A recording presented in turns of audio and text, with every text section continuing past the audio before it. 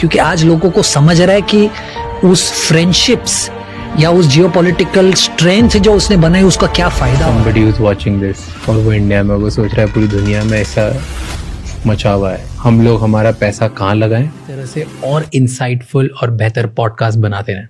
And वो basic language में समझाने की कोशिश करती हूँ कि अच्छा इसका मतलब क्या होता है, कैसे होता है। आई रियली अप्रिशिएट दैट, क्योंकि समवन लाइक मी जिसके पास अगर ज्यादा टाइम नहीं कि दुनिया में जियोपॉलिटिक्स में, फाइनेंसेस में, वर्ल्ड में हो, ऑल्सो फ्यू प्रिडिक्शंस ऑफ कि भाई फर्स्ट एंड फॉरमोस्ट सबसे पहले पूरी तरह से यूएस को इसी आई थिंक सबसे पहले तो समझने की ये जरूरत है कि यूएस वर्ल्ड की सबसे बड़ी इकोनॉमी है और यूएस में जेन्युइनली प्रॉब्लम्स है और यूएस उस प्रॉब्लम को सॉल्व करने की कोशिश, टैक्सेस बढ़ जाएंगे।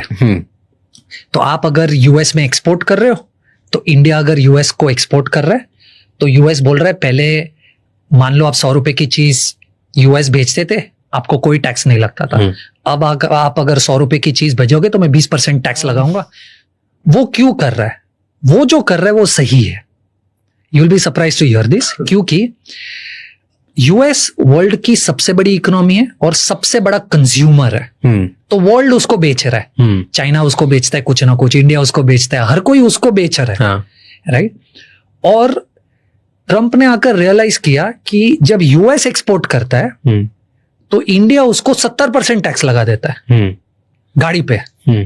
पर जब इंडिया यूएस को गाड़ी बेचता है तो यूएस उसको सिर्फ 10 या 25% टैक्स लगा रहा है। तो बोल रहे यार ये तो फेयर नहीं है, राइट। इसलिए वो क्या बोल रहा है कि इसको फेयर करता है। आप अगर 70% टैक्स लगा रहे हो, मैं भी टैक्स बढ़ाऊंगा। और क्योंकि यूएस में इन्फ्लेशन है। तीसरा प्रॉब्लम यूएस का डॉलर जो रिजर्व करेंसी है, ये मैं एक्सप्लेन करूंगा। और फोर्थ प्रॉब्लम है चाइना। कोई कंट्री नहीं है जो ऑयल प्रोड्यूसिंग है जिसपे यूएस ने या तो सैंक्शंस नहीं लगाए या वॉर नहीं किया। तो प्लीज अंडरस्टैंड कि यूएस की पूरी स्ट्रेंथ इस चीज पर टिकी हुई है कि उसका डॉलर क्या बोल के हुआ था, न्यूक्लियर वेपन्स है उसके पास। But the fact of the matter is Saddam Hussein was the first person जिसने एग्जैक्टली द सेम थिंग।